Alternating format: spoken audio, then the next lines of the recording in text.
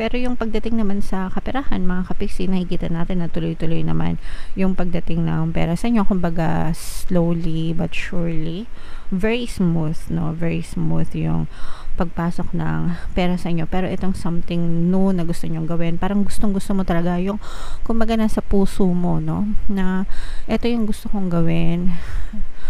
Ito na yung chance na pwede ko siyang gawin. So, saan napayagan mo ako? Parang ganun. Parang ganun, no? Pero,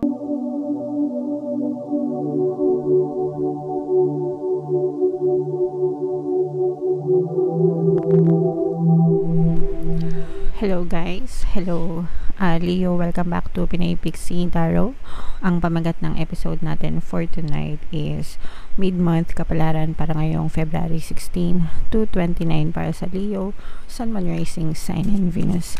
General reading lang guys. Pwede mag-resonate, pwedeng hindi. Combination ng positive and negative energy, mga kapiksi. Unahin natin itong deck na to guys. Tingnan natin yung mga mensahe sa inyo ng inyong mga gabay para ngayong February 16 to 29. Meron tayong structure, meron tayong multiverse, and meron din tayong disguise, mga kapiksi. So, ito guys, these are all very positive messages, no? So, unang-una yung structure. Ito yung pagtitibay, pagpupundasyon, no?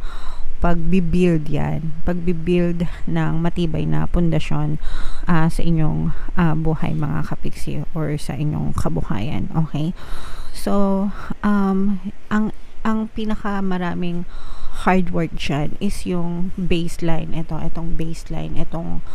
Pag sinabing baseline, yung pundasyon, yung ilalim, diba? Kumbaga sa construction. Diba pag nagpapagawa kayo ng bahay, nagpupundasyon kayo, diba? Yung sa ilalim ng lupa, yan, yung pundasyon, yung tawag doon. Yun yung pinaka maraming hard work, diba? Kumbaga kailangan matibay para hindi ka basta-basta magiba kapag lumindol, diba? Or kapag may mga challenges sa buhay mo, kailangan matibay yung baseline mo, yung structure mo, para hindi ka basta-basta magiba sa panahon ng mga problema or mga pagsubok, mga kapiksi. So, it really takes a lot of time bago ka makarating dun sa tuktok or bago mo ma-build yung mataas, maximum, kumbaga climax, maximum level ng inyong kabuhayan. It really takes time kasi kailangan mo talagang mag-build ng matibay na pundasyon. So, kailangan mong magsipag at magtiyaga, magsikap, magpasensya, magtiyaga, mga kapiksi, para talagang mag-build mo ng matibay. Wag atat, wag magmadali, 'di ba? Kasi pag atat kayo, pag nagmamadali kayo, sometimes yung quality, no, na siya, na nababypass yung kalidad, kumbaga. Alright? And multiverse, mga kapiksi, ibig sabihin na to, there are multiple versions of you, of your life, and ikaw yung namimili kung anong version ng buhay yung gusto mong ma-experience mo sa iyong 3D, sa iyong physical reality. So, may version na maganda ka, may version na pangit ka, may version na sexy ka, may version na mataba ka, may version na mayaman ka, may version na mahirap ka, may version na mapagmahal ka, may version na magagaliting ka, mga ganyan-ganyan. Okay? So, ikaw ang pipili kung anong version yung gusto mo, and be it, no? You should be it in your mind, feel it in your mind, and then it will be pushed out in your reality. Ibig sabihin, mapupush siya, ma-experience mo siya sa buhay mo. So, ito yung best example, diba? Kapag pinanganak tayo, syempre hindi naman natin mapipili kung sino magulang natin, hindi natin mapipili yung lifestyle natin. Most of us, lalo na mga Pinoy, diba? Pinanganak tayo sa household na mahirap lang. Very common sa ating mga Pilipino.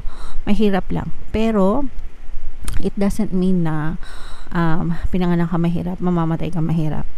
There are people na ganun, no? Hanggang tumanda sila, mahirap na sila because inaccept na nila yung totoo, no?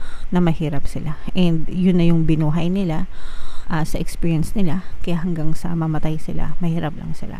Pero there are people na kahit na pinanganak na mahirap, nag yumayaman, 'di ba? Yumayaman sila. And yun nga, nagiging successful, yumayaman because pinili nila yung version na mayaman ako. Mayaman ako, mayaman ako. Okay?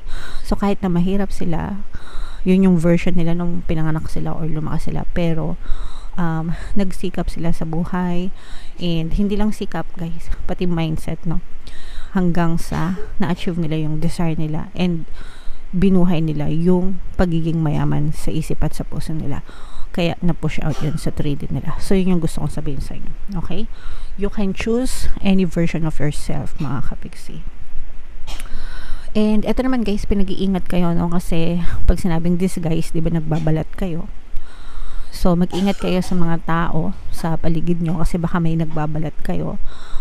Two-faced, ganyan, akala mo mapagkakatiwalaan, yung pala backstabber, yung pala manloloko, yung pala sinungaling. Yan. Kaya, mag-ingat kayo sa mga tao na kakilala nyo at hindi nyo kakilala para hindi kayo mapahamak, hindi kayo ma-scam. Alright? Okay. So, yan yung mga messages para sa inyo. Leo, comment down below guys if feeling nyo naka-resonate kayo dyan. So, tingnan natin tong mga additional na mensahe sa inyo. Ay, ito pala yung ganap, no, sa buhay nyo ngayong February 16 to 29. Shuffle ko to guys. Habang sinashuffle ko to, panoorin nyo muna yung video natin regarding sa ating paano mag-manifest ng abundance video course. Kapiksi, sawa ka na ba sa mga struggles at hirap sa buhay mo? Masipag ka ba at masikap sa buhay ngunit hindi ka pa rin umaasenso? Ilang beses ka na bang nag-attempt magnegosyo at mag-invest pero palagi ka pa rin nalulugi? Sa pagkakataon na ito ay maaaring may subconscious beliefs ka na nagiging balakid sa iyong pag-unlad at pagyaman. Introducing, paano mag-manifest ng abundance video course. Dito ay matututunan mong ma-overcome ang mga balakid mo para tuluyan ka ng umunlad, umasenso, sumagana, maging matagumpay, successful at maswerte sa iyong kabuhayan, pera, trabaho, negosyo, salapi at kaperahan ng bonggang-bongga. Dali, mag-send na ng email sa pinoypixitaro@gmail.com at simulan na ang iyong pagyaman ngayon. Alright, so sabay-sabay tayo magpayaman mga kapiksi ngayon 2024. Mag-avail na kayo ng course guys kasi sobrang ganda talaga niyan. And good news mga kapiksi, dahil ngayong February until 29 guys, magbibigay ako ng 200 pesos na discount sa lahat na mag-avail ng course. Kaya mag-avail na kayo mga kapiksi.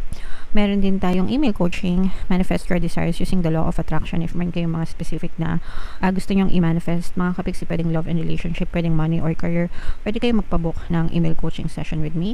Mag-send lang kayo guys ng email sa pinoypixitaro@gmail.com. So, Leo guys, kayo ay na-represent ng King of Wands sa ating spread guys. Meron ditong presence ng Earth sign, Aquarius, Gemini, Libra, Earth signs, Capricorn, Taurus, Virgo. So, eto guys, maganda ito, but at the same time, may pagkaniga ng konti, pero slight lang. Kasi for some of you, meron kayong gustong simulan na negosyo or investment na gustong parang may unexpected na opportunity, no, a lock offer na dumating sa inyo. Tapos kayo, gustong-gusto nyo itong sunggaban, pero kinokontra kayo ng inyong partner o specific person kung may mga jowa kayo mga kapiksi. Parang gustong-gusto mo siyang gawin, gustong-gusto mo siyang subukan, pero hindi sumasang-ayon sa'yo yung iyong person, yung iyong partner in life, okay? And doon, yun parang medyo nadadown ka, medyo naninega ka dahil parang imbis na akala mo susuportahan ka niya, pero parang siya pa yung number one na kumukontra dun sa magiging, sa decision mo, okay? So, dito naman, mga kapisi, nasa tamang, ano lang yan, o nasa tamang pag-uusap lang yan. I-explain mo sa kanya, di ba, yung mga pros, wag yung cons, syempre. Pero dapat alam mo yung pros and cons din, no? Kung baga, pakinggan mo yung sarili mo, but at the same time, pakinggan mo rin yung point ng person mo, kasi may point din yung person mo. And then, at the end of the day, guys, kayo pa rin naman yung magdidesisyon. Syempre, buhay nyo. it's your life, it's your reality, kayo pa rin yung masusunod. Pero syempre, respeto, dahil kayo ay may partner, kailangan ipaalam nyo rin. Pero kailangan nyo lang mag-usap, mag-meet ng expectation, no? Sabihin nyo sa kanila kung ano yung mga advantages and kung ano yung magandang idudulot nun, para alam nyo yun, makumbinsi nyo sila, mga kapiksi. Alright? So yun yung nakikita natin sa inyong kabuhayan, mga kapiksi. Medyo kumukontra siya sa gusto nyong mangyari. Pero yung pagdating naman sa kaperahan, mga kapiksi, nakikita natin na tuloy-tuloy naman yung pagdating ng pera sa inyo. Kumbaga, slowly but surely, very smooth, no? Very smooth yung pagpasok ng pera sa inyo. Pero itong something new na gusto nyong gawin, parang gustong-gusto mo talaga yung, kumbaga, nasa puso mo, no? Na, ito yung gusto kong gawin. Ito na yung chance na pwede ko siyang gawin. So, saan napayagan mo ako? Parang ganun. Parang ganun, no? Pero, kasi parang feeling ko, kapag ginawa mo yon, ang main concern is yung oras, no? Yung oras, yung panahon. Probably yung person mo is natatakot siya na baka mawalan ka ng oras sa kanya, mawalan ka ng oras sa mga bata, kung may mga anak na kayo, ganyan. Kaya parang medyo kumukontra yung person mo. Pero kayo naman as very passionate, kumbaga parang walang makakapigil sa'yo, parang kating-kati ka na gawin yon. So yeah, balance lang. Mag-ano ka sa kanya, defense, ganyan. Parang kunwari, ano ba tawag doon sa college, yung may defense sa thesis, yan, kunwari thesis, kunwari nagde-defend kayo ng thesis nyo, mga kapiksi. Alright? So, yeah. Ma-appreciate din ng person mo yung hard work mo, yung kapag nakita niya talaga kung gaano mo siya kagusto. Okay? Alright. So, comment down below, Leo, if feeling nyo nakaresonate kayo dito sa mga messages, guys. And ito naman yung ating mga pampaswerte subliminal. Pakinggan nyo na, mga kapiksi, para talagang umasenso yung buhay nyo. And ito naman yung ating success stories ng paano mag-manifest ng abundance video course. Click here to subscribe, guys. And click here to join our membership program. Thank you for liking, sharing, and subscribing. See you again next time. I love you all, guys. Have a nice day. Bye-bye.